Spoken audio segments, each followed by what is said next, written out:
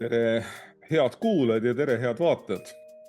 Jälle kolm vaimulikku, Jaak Ausr, Toomas Nigala ja Robert Punder järjekordselt teie kõrvades või kõrvades ja pildis, sõltub seda, kuidas te siis meie saadet vaatate. Oleme jälle usuelust rääkimas ja oleme täna rääkimas siis taas käskudest, sest eelmine kord me käskudega jätkasime peale suvevaheaega ja ise olime eelmine kord väga optimistlikud, et me jõuame päris mitu käsku läbi võtta, aga tegelikult saime aeg otsa päris kiiresti kolmanda käsuga, et ühes saates varasemalt siis käsitlesime kahte käsku ja siis oli kolmas käsk ja täna siis loogiliselt on neljas käsk. Ja enne kui selle käsu juurde läheme, siis lasen ikka asjaosalistel tere ka öelda, et tere Robert ja tere Toomas. Tervist, tervist. Tere ka minu poolt. No nii, sina pead austama oma isa ja ema on meil see käsk, mida me siis täna lahti hakkame võtma ja minu jaoks on see selline, ma ei tea, kuidas teil, aga minu jaoks on ta kohati selline suhteliselt nagu keeruline käsk, eriti tänases maailmas, et kui seda hästi lihtsalt nagu lahti hakata mõtestama, siis et juba seesama austamine, et mida see austamine nüüd siis nagu olemuslikult tähendab, et sina pead austama, et kas see tähendab, et ma pean oma vanemaid hästi meeles pidama või pean ma kuidagi midagi rohkem nende jaoks tegema, et kas piisab sellest, et ma neid meeles pean, kas see on juba piisav austus või pean ma veel midagi tegema selle juures ja mida see austamine tähendab, et kui ma ise olen suureks kasvanud, et mida see siis tähendab. Ja miks on ikkagi küsimus on seesama, mis aeg-ajalt ju tuleb üles, on see, et just nimelt, et kui su ema-isa on jäänud väga vanaks, et kas neid on õige vanadekodusse saata või peaks nendest ise hoolitsema või mis need asjad siis on. Nii et proovime siis seda nüüd lahti natukene rääkida, et kus kohast see alguse on saanud ja mida siis selle all on mõeldud, ehk siis mida see vanemate austamine tähendab. Ma ei tea, kas Robert alustad sina seekord? Jaa, kui nii lahkelt pakutakse, siis ma võtan teadete pulga vastu. Muidugi eriti tasub siin küsida, et kes need vanemad sellised on. Ja Luther tegelikult ju oma katekismus seletab, et ei ole ainult meie bioloogilised vanemad, vaid riigiisad ja kirikuisad ja kõiksugused vanemad, kes meil saavad olla. Aga kas ka Ja. riigi emad? Ka Või riigi ainult emad. riigi isad? Ma arvan, et riigi emad samamoodi ja kiriku emad ka. Nii et selles mõttes ta nagu laieneb natukene, nagu paljud kümne käsu käsud, eks ju, et tal on nagu laiem mõte. Ehk siis need on ikkagi teatud positsioonid või isikud, kellel on ilmselt ka mingi autoriteet meie suhtes. Et ma arvan, et see käsk on tugevalt seotud, et kes või mis on siis ka see autoriteet. Ja täpselt, kas austus on pimesi sõna kuulmine või austus on mingisugune ikkagi nagu vastastikku toimiv asi, et ühelt poolt austus vanemate vastu, teiselt poolt vanemate armastus või hoolitsus laste eest siis näiteks. Või nii nagu kristlikus abielutoloogias Uues Testamendis räägitakse. Jah, tõesti, et mehed väga armastavad seda kirja kohta, mis ütleb, et naised peavad alistuma. Aga mis kohe järgi öeldakse? Mees peab arvestama naist nagu Kristus kogudust, mis on minu arvates palju vängem ja kangem käsk, ehk siis selline nagu vastastikune on see pool. Aga ma ise ütleks nii, et see on selles mõttes huvitav käsk, et mu oma kogemus leerilastega on nii, et kui ma selle käsu ütlen, siis ühest küljest tavaliselt saadakse sellest nagu tunnetuslikult kohe aru, jah, et vanematega midagi seoses, et ma pean vanemaid kalliks pidama, et mingisugune tänuvõlg, kõik see, aga tõepoolest, kui minna täpsemalt sisse, siis tuleb väga palju küsimusi, et mis see austamine tähendab ja täpselt needsamad praktilised küsimused, et kas ma tohin oma vanemad hooldekodusse panna, kui selline olukord peaks tekkima midagi. Aga tunnetuslikult, kuna kõigil inimestel on vanemad, siis inimesed, kui see kuidagi nagu käib küll see klõps ära, et see on nagu arusaadav, et see on eriline side. Et see vanema ja lapse side on mingi eriline side, mida hoidma peab.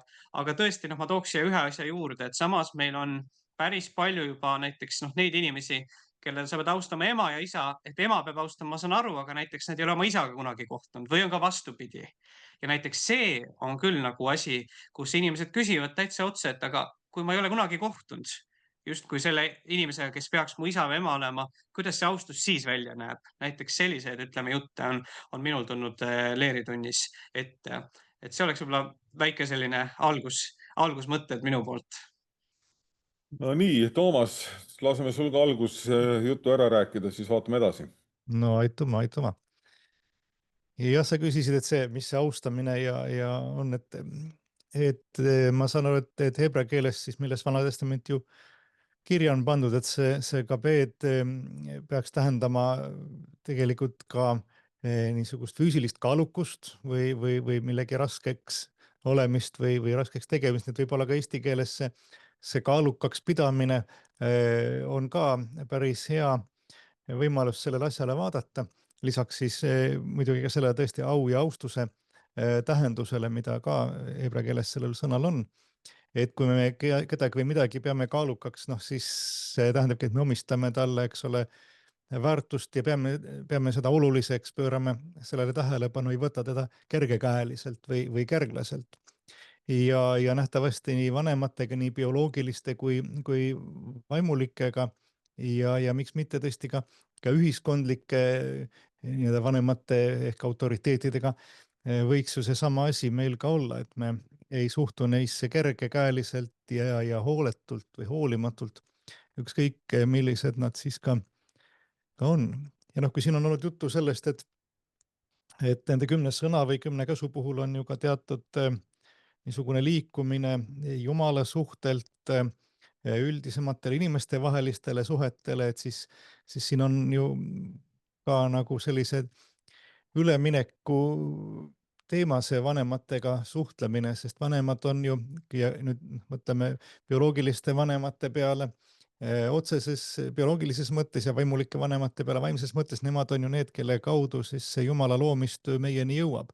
See eluand, eks ole, et me vanemaid austades ja neid kaalukaks pidades tegelikult austame ju ka Jumalat ja tunnistame seda, et me ei ole ise endal elu loonud, nii nagu selline võib-olla praeguse aja kultuur mitte küll eksplitsiitselt ütleb, aga siiski on nagu selline tunne, et noh, minuga algab kõik ja lõpeb ka kõik, et inimene ongi kõigi asjade mõõt iseeneses ja ise otsustab, mis ja kuidas ta on. Et mõnes mõttes ka see vanemate austamise nõue on ka niisugune kainestav meeldetuletus sellest, et me tegelikult võlgneme elu kellelegi väljaspool ennast ja see tegelikult võib-olla seab meie ette ka teatud kohustused siis seda võlga millegagi tasuda. Kas ma, Robert, tulen nagu väga valel teel, kui ma näiteks leerilastele räägin umbes sellist juttu, et minu jaoks ka see vanemate austamine väljendub selles, et vanemate eeskuju ja vanemate nii-öelda elukogemus hoiab mind igasuguste lolluste eest, et ma võiksin nagu vaadata peale, et noh, et kui vanemad ütlevad mulle seda, et kuule, et tule kella 9 koju, noh, sihuke hästi lihtsustatult näites, et siis meil on nagu süda rahul ja noh, et oleme nagu noh, tunneme ennast nagu kindlalt ja sina oled turvalises kohas. Et kas nad teevad seda siis, et nad last õue ei lase, kui ta tahab olla näiteks 10-11 suurest kiusust või pigem suurest armastusest või suurest elukogemusest, et noh, et võib-olla tõesti on targem, kui sa ei lähe sinna õhtusel tunnil kuskile pidusse sellisesse, kus kes teab, mis juhtub ja nii edasi, või mõne muu aspekti puhul, et see austamine väljendub ka selles, et meie vanematel on olemas kogemus ja teadmine, mida nad tahaksid hea meelega edasi anda just seetõttu, et lapsed ei peaks tegema neid samu vigasid, mida nemad võib-olla on kunagi teinud.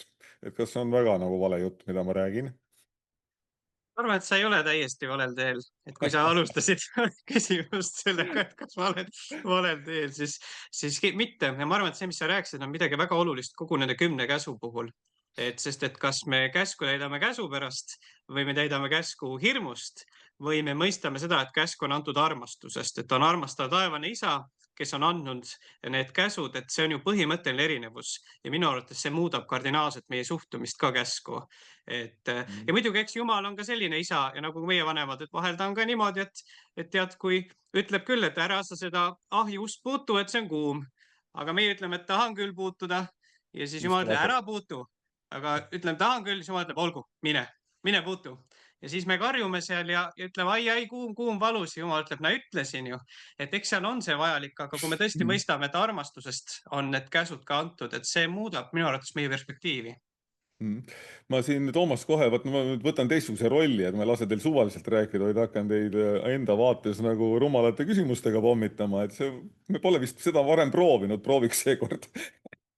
Et mul torgatas pähe see, et vaata, kui me vaatame sellele tervikule peale, et ma ei ole väga palju moslemiriikides käinud, mis on puhtalt moslemiriigid, aga mul on kuskilt jäänud meelde, kes juba aastate tagant tuli see jutuks, et näiteks moslemitel ehk siis islamiusulistel ei ole selliseid asju nagu näiteks vanadekodud või midagi taolist või ka lastekodud. Ma ei ole seda kontrollinud, olgu siinkohal vaatajatele öeldud, kuulajatele öeldud, aga see väide tugines sellele, kui seda keegi islami asjatundja rääkis, ma isegi ei julge öelda, kes see nimi oli, aga see jäi mulle meelde, kes ütles seda, et seda ei ole selle tõttu, et seal on see perekonna sidusus lihtsalt nii tugev, et see on just nimelt, kuidas ta seda formuleeris, et see on Jumala nagu selline peegeldus nagu inimeste läbi, mis perekonnas toimub. Võin praegu natuke eksida selles sõnastuses, aga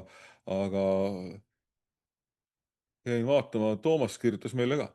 No näed sa siis, just siin on Toomas kirjutanud meile ühe väikse spikri selle kohta. Et noh, midagi sarnast, et kuidas siis sellega on? Kas sina tead, on neil lastekodud, vanadekodud või mis see suhe seal siis on, Toomas? Ma küsisin oma sõbra Tehisaru käest, et kuidas on, ja ta ütles, et põhimõtteliselt ikka on islamiriikides ka nii orbude kodusid kui ka vanade kodusid, aga jah, et nendesse suhtumine on erinev ja sõltub riigist ja ka islami tõlgendusest, mis seal parasjagu valitsev on, aga üldreeglina tõesti, et islam õpetab pere ja kogukonna vastutust laste ja vanade eest, aga noh, praktilised vajadused teinekord siiski ka nõuavad institutsionaalsete selliste hooldusvormide korraldamist, nii et see on jah, ilmselt nii ja naa, ja noh, mõnes mõttes see ju võiks olla ju ka nii juutide kui kristlaste jaoks samamoodi, et seesama Jumala käsk tõesti seab ju selle hoolduskohustuse ikkagi meie ette, kui me mõtleme nende käskude peale, mida Jumal Moosese läbi andis, siis need kuulajad, kellele Mooses need käsud ette luges, olid ju habemetega mehed üldiselt, mitte väikesed lapsed, kellele oleks tulnud lugeda sõnu peale, et kuule ikka ema sõna ja ära aja isa vihale. Et pigem need habemetega mehed pidid ka võtma tõsiselt oma juba elatanud vanemate eest hoolitsemist. Ja noh, nii nagu ka Martin Luther ju esile toob, et see on esimene käsk, mis on seotud ka tõotusega, et su käsi hästi käiks ja sa kaua elaksid maal, mille issand su Jumal sulle annab. Ja tõesti, kui me hoolitseme oma vanemate eest ja kui me neid kaalukaks peame, siis tõepoolest see mitte ainult ei aita meil vältida enneaegset surma mingisuguse rumaluse läbi, mille eest vanemad oskavad meid hoiatada, vaid see annab meile ka siis, kui me ise oleme juba vanad ja elatanud, lootus, et äkki meie lapsed ka on näinud meie eeskuju pealt, ehk siis selle pealt, kuidas meie oma vanemaid oleme kohelnud, näinud ka seda, et oleks tore ka meie eest kuidagi väärikalt hoolt kanda, mitte kohe mõelda eutanaasia peale. Kas sa tahad, Robert, midagi täpsustada, sa kuidagi võtsid positsiooni sellise, et ma tahaks öelda midagi? Ma isegi ei pannud seda tähele, aga ma arvan, ma olen ise mõelnud alati selle peale, et selle käsu nagu üks mõte tõesti on ka see, et meil kõigil on vanemad ja et ükski inimene ei peaks surema üksi. Ma olen nagu sellise sümbolina võtnud, et ei oleks seda, et ükski inimene, et tal noh, et keegi ei tule tema matusele näiteks. Et mul on üks selline näide olnud endal, kus keegi ei tulnud. See oli hästi mõtlemapanev. Ma ise matsin, aga mitte ükski inimene ei tulnud. Ja ma olen nagu selle peale nagu mõelnud just, et kas selle käsu üks see mõte just, et seda sidet ei tohi nagu läbi lõigata ikkagi, et see on selline side, mis on nagu tugevalt seotud inimeseks olemisega, et meil kõigil on vanemad, et igal inimesel, kes on elus, on ema ja isa. Et see on ja ma arvan, et tõesti võib-olla seal islami kultuuris see ei ole nii aktuaalne, aga meie tänapäeva lääne kultuuris, kus meil võib olla juhtum, et inimene sureb korteris ja mitu kuud läheb mööda, enne kui keegi ta leiab, siis see on minu arvates tõeline tragöödia. et see nagu on üks käsk minu arvates, mis selle kohta midagi ütleb. Jah, ja see on ilmselt jah, järjest aktuaalsemaks muutub ju tänapäeva individualistlikumaks ja virtuaalsemaks muutuvas maailmas, et kus ühtaegu tõesti on see, et ju järjest vähem üldsegi on lapsi peredes ja järjest hapramad on need suhted omavahel ja aina enam tungibki peale see, et aga minu kallimaks on üldsegi tehisaru, mis elab mul telefonis ja keda ma viin vaatama päikeseloojangut ja kellega ma käin koos söömas ja nii edasi. Et mõnes mõttes seesama käsk tegelikult tuletab meile ikkagi meelde ka päris reaalsete inimsuhete olulisust. Et nii nagu juba loomisloos kõiksugused elajad toodi inimese juurde, aga kellestki neist ei olnud inimesele sobivat kaaslast, enne kui siis loodi teine inimene. Et see tänapäeval ilmselt on ka päevakohane ja mõnes mõttes see 10 käsust just see käsk ka seda teemat meie ette toob. No, jumal siis ei tulnud selle pealegi, et veel tehisaru võiks ka tulla. Mine sa tea. Aga Robert tahtis siin midagi täiendada veel. Ma saan aru, et palju häid mõtteid tuleb praegu. Ja, aga ma püüan piiri hoida. Et no tegelikult vaata 10 käsuga ongi huvitav see, et nii nagu kui me rääkisime sellest hingamispäevast, et siis nagu mulle tundub jah vahel, et nagu nii nagu eestlasele, et sa pead ikka hingama rohkem, hingamispäeva pühitsema, siis peaks, eks ju, ütlema hoopis kreeklasele, et tee tööd ja näe vaeva rohkem. Ja ma olen nagu mõelnud tõesti, et siin ka, et üks asi on, eks ju, meie lääne individualistlik ühiskond, aga teine pool on, eks ju, võib-olla mingis kultuurides selline väga vanematekeskne ühiskond. Ja tegelikult ju vaadata Jeesust, siis see on huvitav, et noh, kohati võiks teda ju revolutsionääriks pidada, kui ta ütles näiteks, et sellepärast jätab mees maha oma isa ja ema, hoiab oma naise poole. Näiteks selgelt pani mingi esimuse paika, et võiks isegi öelda, et näiteks kui on võrrelda 2 käsku, et kas sa ei tohi abielu rikkuda, sa pead vanemaid austama, et kui vanemad sunnivad abielu rikkuma, olgu siis otseses või kaudses mõttes, siis sa hoiad oma naise poole näiteks. Et ehk siin on nagu ka see osa, et ka kindlasti Eesti ajaloos on seda olnud, kus vanemad jälle on võtnud mingi positsiooni, mis ei ole tegelikult kristlik. Et Jeesus ju on tegelikult väga revolutsionäär selles mõttes, mis puudutab neid samu abielu küsimusi. Aga mujal näiteks jälle ta manitseb varisereid, kes on vanemale lubanud selle mingi ohvrianni, aga siis annavad templile, eks ju, et see on ikkagi selle käsu rikkumine. Nii et noh, siin on ka nagu neid eri nüansse, et teatud ühiskondades kindlasti on see vanemate nagu roll, võiks öelda siis nagu noh, väärastunud teistpidi ja meie läänelikus ühiskonnas jälle on nagu muud sellised väljakutsed ja ohud. No mul ongi siin endale pandud ka see märkus, et mida ma leeritundides olen ikkagi pidanud ka mõnedki korrad vastama, on seesama küsimus, aga näiteks kui vanemad on andnud mind lastekodusse, eks ole, ja siis, kui läheb teatud aeg mööda, näiteks see laps on edukas, saab kuulsaks avaliku elu tegelaseks, mis iganes, eks ole, ja siis näiteks seal ema või isa otsivad ta üles sellepärast, et ta läheb nii hästi ja noh, äkki ta siis noh, peaks nagu meid ka nagu hakkama toetama või aitama või noh, nagu siis noh, võiksime tema käest midagi saada, sellepärast et me oleme tema vanemad. Ja 4. käsk ütleb väga selgelt, sa pead austama mind, ma olen su ema, eks ole, või ma olen su isa või me oleme su vanemad. Et ma ikkagi olen öelnud, et sellisel puhul ma võin jälle eksida, aga sellisel puhul nagu pigem, kui me tahame kedagi aidata, toetada, on see pigem see ligimese armastusest tulenevalt, kui see kohustuse täitmine, sellepärast et keegi on jätnud midagi enne tegemata. Siin Toomas või Robert üksteist seda ka põgusalt juba puudutas, et see on nagu selline vastastikune nagu temaatika, mis on seotud. Ja ma olen ka seda käsku enda jaoks ka, või mitte enda jaoks, leerilastele lahti mõtestanud seda just selles vaates, et me oleme vanematest sõltuvad, eks ole, kui me oleme väikesed, me vajame nii-öelda mähkmeid ja vajame toitu ja vajame haridust ja vajame riidesse panekut ja vajame igasuguseid asju ja vanemad on need, kes meie kasvamisse panustavad ja kui meie vanemad ühel päeval on samamoodi sellised, kes vajavad abi, siis on see iseenesest mõistetav, et me ju seda anname neile tagasi sellisel moel. Nii nagu pateetiliselt on viimastel aegadel olnud ka kuulda, kuidas inimesed ütlevad, et noh, nad teevad midagi Eesti riigi heaks sellepärast, et riik on neile nii palju andnud ja nad tahavad natuke anda nii-öelda tagasi, et siis noh, peremudelis või perekonnas vanemate suhtes on see sama või ma ütlen, et nüüd parandage mind, Robert. Või sulle tundub, et ei paranda? ja ma ei tahtnud parandada. Sellepärast ma vait olingi. No, aga tahad sa lisada midagi?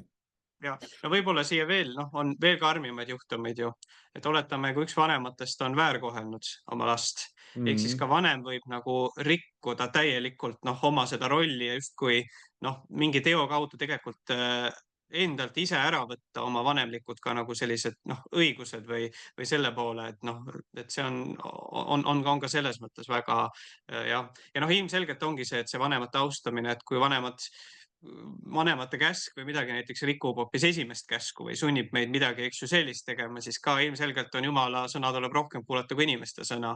Aga tõepoolest on ka karme juhtumid, kus vanemad ise rikuvad oma seda vanemlikku positsiooni niivõrd räigelt, et tegelikult ei ole seda enam.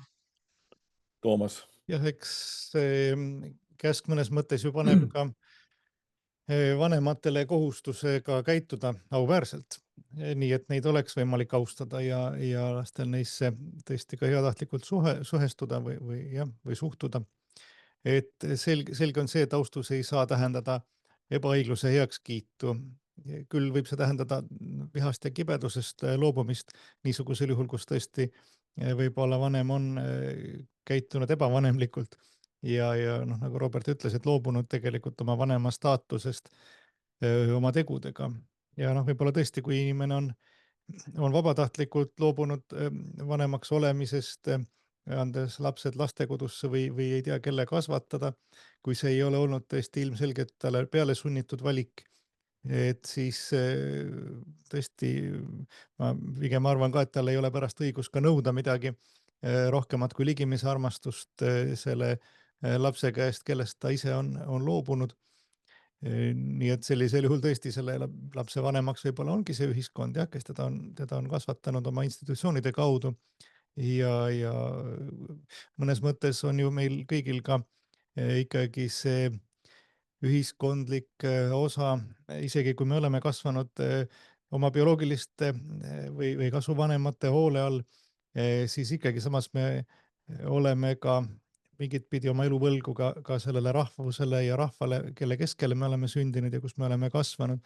Sest ka ükski perekond ju ei ela isolatsioonis, et me kõik oleme ikkagi mõjustatud selle kultuuri poolt, nende traditsioonide, tavade poolt, ka kõige selle poolt, mida meie esivanemad on teinud selleks, et meil praegu oleks kõik need hüved, mida me saame nautida, sest ükski põlvkond ka ju ei alusta nullist, vaid me rajame ka oma elukorralduse ikkagi eelmiste põlvede saavutustele.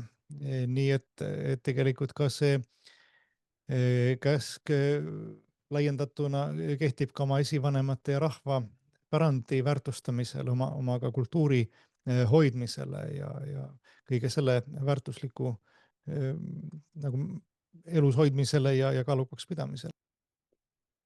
See natukene läheb nüüd selles mõttes võib-olla meie tänasest kontekstist selles mõttes välja, aga sa, Toomas, viitasid tegelikult ühele teemale, ma ei tea, kuidas teie olete sellega kokku puutunud, aga siin Tallinna linnas puutun ma sellega üha rohkem ja rohkem kokku. Nimelt, kus on küsimus sellest, et näiteks vanemad või siis vanavanemad, aga igal juhul siis oma järeltulijatest eakamad, siis annavad näiteks selliseid matusekorraldusi, kus nad ütlevad seda, et teate, ma ei tahagi, et minu tuha või urni kuskile matate, et ma tean ise, kui keeruline on käia kuskil surnuaial seda korrastamas ja teile nagu lisaprobleeme valmistada, et siis parem puistake see tuhk sinna merre või kuskile põõsa alla piltlikult öeldes, olgu ta roosipõõsas või sirelipõõsas, ja see urn põletage ära, eks ole, ja minust ei pea nagu midagi nagu alles jääma ja siis ma iga kord nagu ütlen, et teate, et see võib olla nende inimeste, selle teie lähedase inimese soov küll, aga vot ärge seda täitke, sellepärast et tegelikult just nimelt selles suures vaates see on tegelikult nagu natukene kurb, kui me ju mõnes mõttes lõikame neid juuri välja või maha, sest okei, teie mäletate, kes oli Mari, aga võib-olla teie lapsed või teie lapselapselapsed enam ei suuda seda sidet nagu sellisel moel taastada. Ja ma jäin selle peale ise ükskord juba aastaid tagasi mõtlema, ma arvan, et minu poeg oli kuskil selline 7 või 8 ja siis kuidagi tekkis tunne, et olime Saaremaal, et tead, lähme vaatame, kus sinu vanavanemad on maetud. Ja siis ma nagu tabasin ennast, et ma ei ole ise seal haua peal ammu käinud ja juba ise hakkasid ära ununema nende inimeste nimed, kes on minu esivanemad. Ja siis ma mõtlesin, et tegelikkuses on see ikka jube kurb, kui ei jää nagu, noh, ütleme, mingit sellist sidet. Noh, selle võib ju joonistada paberi peale ka, et noh, ta ei pea ju olema, eks ole, kuskil surnajal mingi kivi, eks. Aga noh, just olemuslikult see põlvkondade järjepidevus oli see, mis mul pähe turgatas, miks ma selle näite siia nagu, või selle mõtte siia tõin, millest Toomas rääkis. Tahate lisada midagi? Toomas? See on ju praeguse ajale muidugi sümptomaatiline, et kõige kriteeriumiks võetaksegi see, et mis on mugav ja hõlbus ja kiiresti tehtav. Et see on ju tõsi, et igal ajal on omad ideaalid ja väärtused, millest kinni hakatakse, ja kui praeguse aja kiirustav ja pisut pealiskaudne maailm tõesti väärtustab seda, et asjad saaksid tehtud kiiresti ja mugavalt ja et lapsed ei peaks pingutama pärast oma kiire elutempo kõrvalt veel oma juurtega tegelemisele. Ja ma arvan, et see läheb ka mööda ja selle tõttu tõesti ma pigem ka nõustun selle soovitusega, mida sina, Jaak, oled andnud, et ärge alluge provokatsioonidele, et igat soovi tõesti ei pea täitma, sest et ühel hetkel võib osutuda, et tegelikult ikkagi oleks päris hea ja kasulik, kui selline koht oleks, kus lastega käia, oma esivanemaid meenutamas ja nende kas või nende haudu aegalt riisudes ja koristades ikkagi ka oma juurte ja taustaga mingisugust kontakti hoida. Ja kui seda kohta tõesti ei olegi, siis pärast seda taastama hakata on maru keeruline. Ja ka ilma juurteta inimesel on väga raske olla siin maailmas. Ja eluloo raamatuid ei tee me igaüks, me ei kirjuta või meist ei kirjutata eluloo raamatuid meie järeltulevatele põlvedele, mida on võimalik riiulist võtta, et see peab meie lähedastele teadvustama ilmselt teistmoodi. See on seda, et kirjutajaid on rohkem kui lugejaid, et selle lugemiseks pole ammugi aega.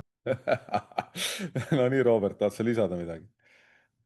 Jah, aga noh, samal ajal peab ütlema, et tegelikult on, noh, tänapäeval on see lihtne ka, aga näiteks puudutab neid esivanemaid ja kõike seda huvi on hästi palju selle nagu suguvõsa või sugupuude juurde.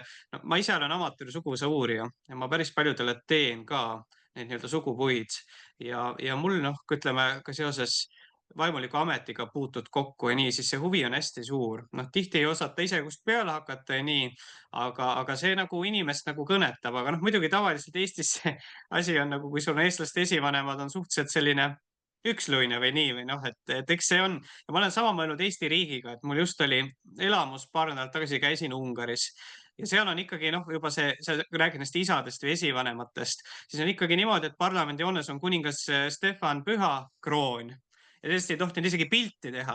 Ja üks selline turist tegi pilti, kohe võeti telefon kõik ära, et noh, tunne on ikkagi see, et kui nüüd kuningas Stefani kroonist pilti teed ja kõige seda puutub, kukub Ungari riik kokku, eks ju. Et see traditsioon on nii palju vanem või see on nii palju seotud või siis kuningas Stefani käsi näiteks on seal Budapesti toomkirikus. No see on otseses mõttes näpud niimoodi balsameeritud, et see on ka, et kui see käsi seal on, nii kaua riik püsib. Et võib-olla jah, nagu eestlaste puhul me ei taju võib-olla seda ennast niivõrd osana mingisugust ketist. Et tihti selline noh, perekondlik, aga ka nagu kõik, ega perekond on lihtsalt üks üksus, et riik on lihtsalt suurem perekond. Et see on nagu võib-olla jah, selline nagu üks nagu noh, murekoht laiemalt, aga isiklikus plaanis see huvi selle esivanemate vastu, ma arvan, on täiesti olemas. Jah, aga see tuleb minusugustel vanadel meestel, see huvi tekib, et vaevalt, et noortel meestel, no sina oled erand muidugi, Robert, paljudes asjades aga kindlasti on neid ka, aga noh, siis võib lihtsalt olla hilja või kui Toomas ütles ka seda, et noh, et lähevad mingid asjad mööda, aga siis seda pärast tagantjärgi parandada on nagu ilmselt väga keeruline, kui see vajadus võiks tekkida. Aga ma lähen siit hoopis nagu edasi, et kui me siin nüüd rääkisime sellest peresuhtest ja selle perekonna mõttes, et aga nii nagu selle käsu sissejuhatuse juures sai öeldud, et see ei puuduta mitte ainult ju noh, meie vanemaid, eks ole, vaid mul tuli näiteks üks mõte tuli ka pähe selles osas, mis puudutab ristivanemaid. Me oleme ristimisest rääkinud, aga mitte selles kontekstis.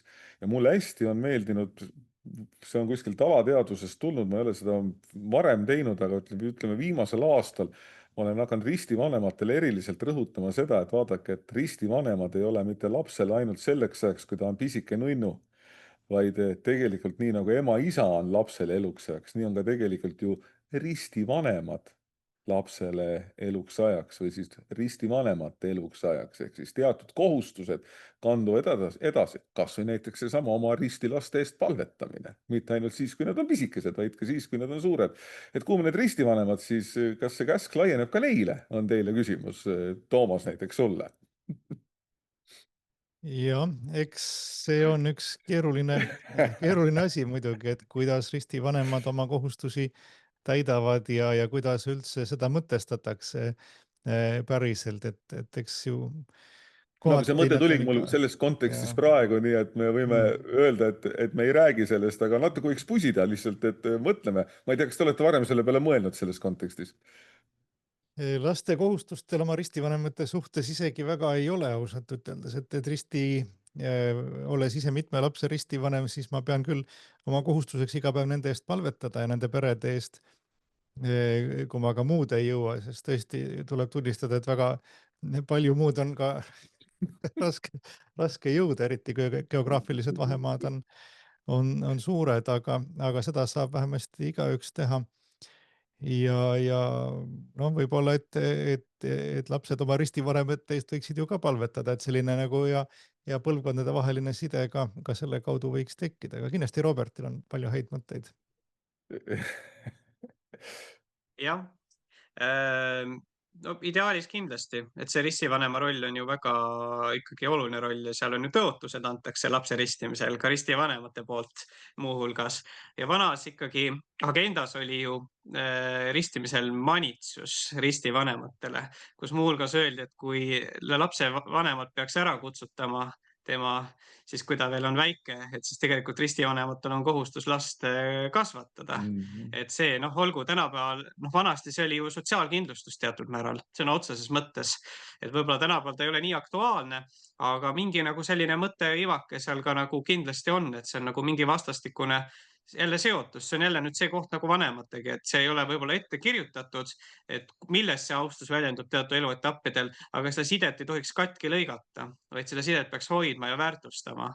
Et selles mõttes nagu igal juhul see ristivanemlus on väga oluline institutsioon. Ja eks siin ma ütlen, eks mingid asjad hakkavad helisema natuke teistmoodi või peegeldama teistmoodi, kui nagu süvitsi minna. Ütlen, et veel kord olgu öeldud, et ega ei ole varem mõelnud just nimelt selle käsu juures selle ristivanemate rolli peale, eks seda saab edasi mõelda. Aga kui siit veel edasi minna, siis nüüd me jõuame selle sama riigi tasandile, eks ole ka, et meil ju see käsk ütleb ka seda, et me peame oma nii-öelda riigijuhte ka austama ja ka selle võib laiendada ka kirikujuhtidele ja nii edasi, ehk siis tegelikult üleüldse nii-öelda oma sellistele juhtidele või ka ülematele laiemalt, et töökollektiivis või ütleme, meil vaimulikel on lihtne, meil on see hierarhia paika pandud, eks ole, kellele ja kuidas me allume ja kuidas me mingisugused juhindumised on, aga ma arvan, et väga paljud inimesed ei mõtle selle peale, et ta peab austama oma ma ei tea, tööandjat või juhatuse esimeest või kes tal iganes seal ametis on. Ja riigi puhul on ju veel eriti keeruline on ju see, et kui ikkagi nad kuidagi sulle üldse südamelähedased see erakond ei ole ja siis nad on võimul, kuidas sa neid siis nüüd austad?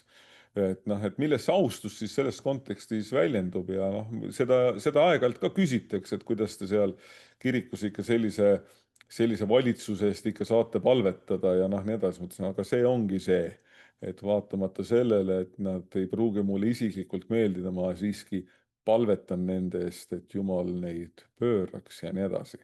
No nii, Robert, sa oled siin täis õhinat, ma näen. Jah, mina alati ütlen, et kuidas saab kirik palvetada selle eest, siis ma ütlen, et lugege seal Paulus ka räägib, et peab palvetama valitsejate eest, et kristlased palvetasid keiser Nero eest, kes neid seal lõvidele viskas. Et ma arvan, et meil on veel väga hästi, et me saame, kui algkristlased said keiser Nero eest palvetada, siis meie saame kindlasti palvetada oma peaministri ja presidendi ja muude inimeste eest, kes rahvateenistusse on pandud. Aga siin tuleb eks natuke vahet teha, et võib-olla tooks selle võrdluspunkti, et näiteks ka Rooma katoliku õigeuskaliku kirikus, et tegelikult ju austatakse eelkõige paavsti institutsiooni, noh isikut ka, aga just seda institutsiooni. Et siin on natuke nagu võib-olla sama teema, et ilmselgelt Jumal ei ole anarhist, vaid Jumal jaotab ühiskonda kui sellist ja Jumal jaotab korda kui sellist.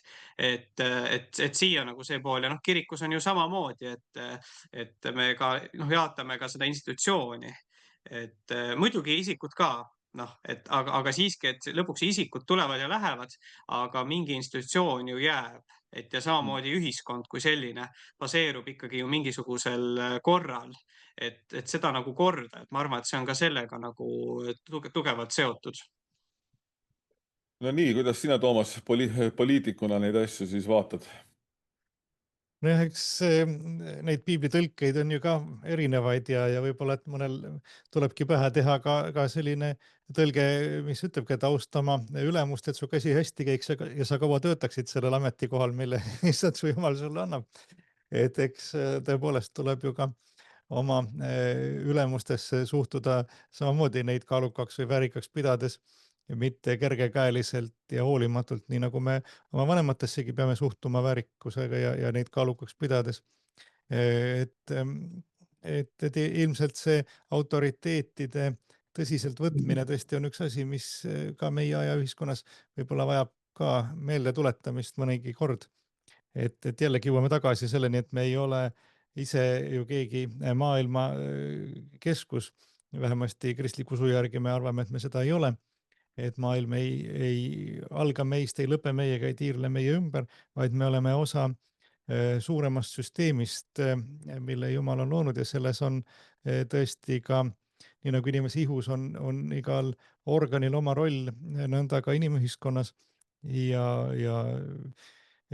nende rollide omavaheline nagu toimimine peabki olema korrakohane selleks, et kõik organid saaksid elada ja õitseda, et samamoodi ka, et kui me ikkagi nendesse, kes on positsiooni poolest juhid ja autoriteedid, suhtume kohase lugupidamise ja tõsiselt võtmisega, siis asjad ka toimivad tõenäoliselt paremini kui siis, kui igaüks arvab, et ta teab paremini kui keegi teine, mis, kuidas ja noh, võib-olla teabki paremini, aga teinekord on isegi mõistlik kuuletuda rumalale, kuid seaduslikule käsule.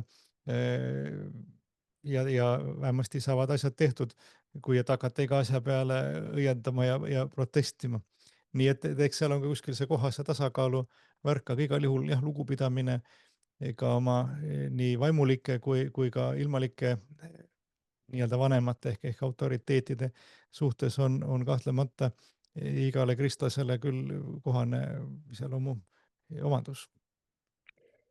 Kas see tähendab ka seda, et ütleme, et kui teinekord esitatakse kas vaimulikele või ka koguduse juhtidele või ka ütleme kiriku juhtidele just nimelt selliseid küsimusi, kus oodatakse, et kirik võtaks mingisuguse seisukoha mingitel või koguduse õpetaja ütleks välja, et vot see erakond või vot nemad on õiged või nemad on valed või noh, mis iganes, et tegelikult kas selle alla käib ka, Toomas, see, et me seda vaimulikena sellisel moel välja ei ütle just nimelt austusest nende kõikide vastu, sest me elame demokraatlikus riigis, kus on tegelikult nii sõna kui mõttevabadus ja see, kui me seda, kus on küll sõna ja mõttevabadus, kus me võiksime mõnes mõttes seda väljendada, aga me vaimulikena siiski oleme nagu mõnes mõttes sellised eeskujuks ka, et me alati ei lähe kaasa mingite asjadega, vaid suhtumegi aupaklikult kõikidesse erakondadesse, mis siis, et mul isiklikult võib-olla midagi ei meeldi, et ma jätan mõned asjad enda teada.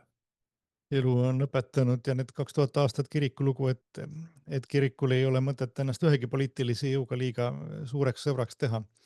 Et mida lähemalt on kirik ühe või teise jõuga seotud, seda halvem kirikule, et seda loomulikult nendel poliitilistel jõududel on sellest palju kasu. Aga kirikul ei ole sellest kasu, pigem vastupidi, nii et ma arvan, et kirikuna me saame küll toetada mingeid ideid ja põhimõtteid, mida üks või teine erakond või valitseja evib ja saame osutada sellele, kui mõnikord kellegi seisukohad on vastupidised tõele, aga me ei peaks jah ennast nagu isikute või organisatsioonidega küll ülearu tihedalt seostama. Robert. jah, noh, eks ju, see kõik jälle oleneb väga palju sellest, mis kontekstis kirik tegutseb ja kõiges, eks ju. Et noh, meil on ka ju, noh, meil endalgi ei ole ju ammune aeg, kui kirik tegutseb totalitaarse riigikorra kontekstis, kus, eks ju, paljud asjad on nagu teistmoodi. Et see on alati see koht ja ega siin ka ei ole ju täpselt, ega siiamaani öeldakse, et milline oleks pidanud siis kiriku reaktsioon olema selles totalitaarses kontekstis, kas siis leppimatu vastasus või koostöö mingites asjades, et seal noh, ega siin ei ole ju mingit täiuslikku õiget vastust iga konteksti jaoks, aga mingid põhimõtted on siiski meil olemas, mis on meile kaasa antud. Aga jah, nende poliitiliste teemadega üldse on nii, et jah, noh, meil ei ole ju pühakirjas kirjutav vastust, et pühakiri ei ütle meile, kas proportsionaalne või progressiivne maksusüsteem on õigem. Et mulle tundub nii, ma ei tea, kuidas teile tundub, mul on mingi teine tõlge võib-olla. Ma ei ole kuskil sellest seal juttu maksuküür ma läinud, pole leidnud. jah, maksuküüru mina pole ka leidnud, aga küll aga öeldakse, et andke keisrile, mis keisri oma. Nii et makse peab maksma, aga noh, selge on see, et meile on jäetud mingid asjad nagu lahtiseks. Aga samal ajal ma vaidleks ka sellele vastu, kes ütleb, et kirik tegeleb ka ainult nii-öelda vaimsete asjadega, et seal nagu mingit kokkupuutepunkti ma isegi ei ole, et kindlasti on. Ja seda me kirikuloos näeme, et noh, on hetked, kus ikkagi kirik peab ja saab võtta sõna, kui mingi ühiskondlik suundumus või asi on selgelt nagu antikristlik, eks ju, ja inimsuse vastane. Et noh, siin on, aga ma arvangi, et no eks see kontekst ja igal ajastul, eks kirik peab ise läbi katsuma, mis need kohad on ja kus sõna võtta ja kuidas, et need väljakutsed kindlasti igal ajastul on olemas.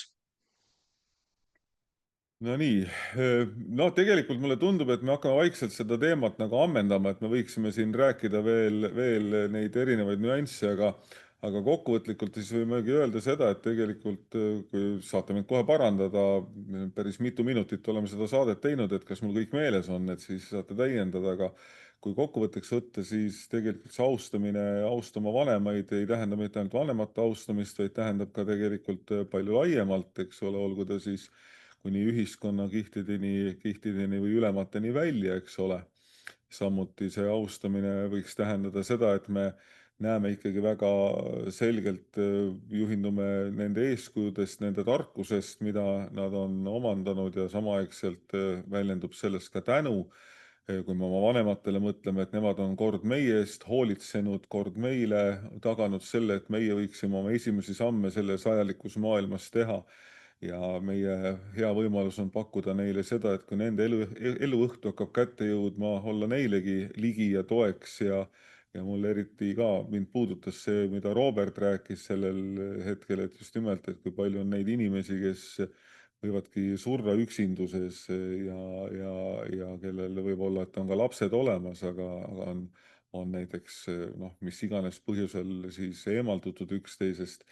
Ja see austus väljendubki selles, et me hoolime, märkame ja armastame üksteist ja just nimelt ka oma perekonnast, oma lähedastega suhetest, see armastus ju tegelikult mõnes mõttes lendu tõuseb kuni ühiskonnani välja. Nii et kui ma seda niimoodi kokku võtan, ei tahate veel täiendada midagi, Toomas, Robert? Toomas. No ma siis võtan otsa lahti ja Robert saab siis öelda lõpus, kuidas päriselt on. Et eks on ju tõsi ka, mida vist Püha Basileios Suur on öelnud, et kui austad oma vanemaid, siis austad sa tegelikult ka Jumalat, kes nad sulle andis. Et tõesti vanemad on ju Jumala kaastöölised meie heaks ja tema vahendajad ja tõepoolest ka perekond tervikuna, et kui seal valitseb vastastikune austus ja üksteise eest, nii üksteise kaalukaks pidamine kui üksteise eest hoolitsemine nii noorte kui vanade puhul, siis see on ka nagu ikoon pühast kolmainsusest, kus ongi ju see armastuse side isikute vahel ja elu andmine, nii et jah, see ei ole ainult sotsiaalne küsimus, see oma vanemate kaalukaks pidamine, neist lugupidamine, et see on ikkagi ka vaimulik küsimus, nii et me Jumalat armastame selle kaudu, kuidas me kohtleme inimesi enda kõrval ja eelkõige loomulikult ongi meil ju kõige suuremad kohustused nende ees, kes on meile kõige lähedasemad, alates meie vanematest ja siis muidugi ka abikaasad ja oma lapsed edasi. Robert. ma võtaks siit jah, sabast kohe kinni, et ma arvan ka, et üks oluline mõte ongi see, et austus on tegelikult ju üks tähtsamaid armastuse komponente. Et kui me kedagi päriselt armastame, siis me ka austame teda. Et ilma see ei ole võimalik ja noh, ka Jeesus räägib, et tegelikult on ju olemas sellist, ütleme siis väärastunud armastust. Ta ütleb näiteks, et kes armastab oma vanemaid rohkem kui mind, see ei ole mind väärt. Et ehk siis see armastus iseenesest, kui räägitakse, et armastus põhjendab kõik ja armastus kõik, et on olemas armastust, millest on puudu mingisugused komponendid, mis teevad tegelikult sellest päriselt armastuse. Aga alati, kui me armastame, me ka austame, et seda ka armastame, austame, et see on üks nagu komponent. Armastus on suurem, ma arvan, aga austus on üks tähtsamaid komponente armastuses. Ehk siis võiks nagu lõpetada selle jutu selle lausega, et armasta Jumalat ja armasta oma vanemaid, et siis on nagu kõik väga, väga hästi. No nii, aga suur tänu teile, Robert ja Toomas, täna jälle saates osalemast ja oleme selle 4. käsu ära rääkinud. Ja järgmisel korral, siis kui Jumal lubab ja me taas saame kokku, siis on meie ees 5. käsk. Nii et rõõmu ja rahu teile kõigile, kes olete meid kuulanud ja vaadanud. Ja siin ma eriti soovitan, kes te meid kuulate, siis katsuge meid vaadata ka, sest tegelikult selle piltide pealt teinekord näeb ära neid mõnusaid muigeid ja neid sellist mõnusat, kuidas ma ütlen, kehakeelt, mis võib-olla teeb selle jutu palju kõnekamaks. Nii et võimalusel vaadake meid ikka ka, aga õnnistatud päeva ja rõõmu ja rahu teile kõikidele. Aamen.